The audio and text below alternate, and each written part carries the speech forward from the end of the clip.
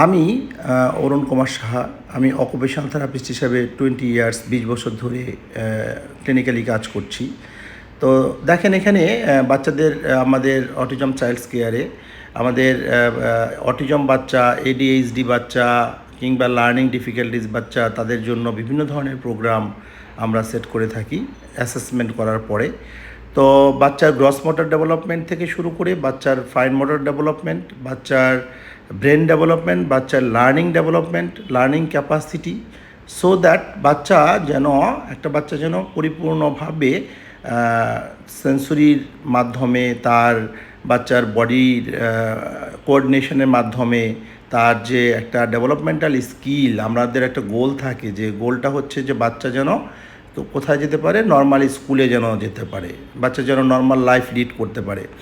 তো আমরা বিভিন্ন ধরনের অ্যাক্টিভিটিস করিয়ে থাকি। এর মধ্যে দেখেন অন্যতম একটা হচ্ছে যে আমরা টানেল অ্যাক্টিভিটি করাই, যেটার মাধ্যমে বাচ্চার হ্যান্ড ফ্ল্যাপিং কমে আসে, বাচ্চার একটা গ্রস মোটর এবং হচ্ছে মাইলস্টোন একটা ডেভেলপমেন্ট সেটাও চলে আসে।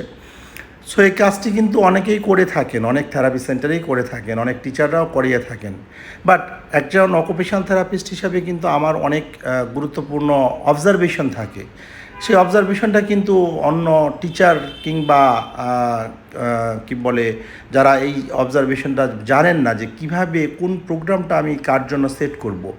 দেখেন বাচ্চাটা হ্যান্ড সাইক্লিং করছে, তো বাচ্চাটা হ্যান্ড সাইক্লিং কখন করাবো, আমি কেনই বা করাবো, এই যে কখন, কেন এবং কিভাবে তার ডেভেলপমেন্টগুলো আসবে, এই জিনিসগুলো কিন্তু এই 20 বছরের একটা অভিজ্ঞতা এবং পড়াশোনা এর মাধ্যমে কিন্তু আমরা লব্ধ করেছি। সো এই যে এখানে যে বাচ্চাটিকে আমরা দেখছি, বাচ্চাটির কিন্তু অনেক সেন্সরি প্রবলেম, অর্থাৎ বাচ্চাটি ব্যালেন্স করতে তার পারে না ঠিক মতো। আমরা ভেস্টিবুলার সেন্সরির কথা শুনেছি। তো এইখানে আমরা বাচ্চাদেরকে ফাইন মোটরের কাজগুলো করাই, যেসব বাচ্চা স্পেশালি পেন্সিল ঠিকমতো ধরতে পারে না বা কলম ধরতে পারে না।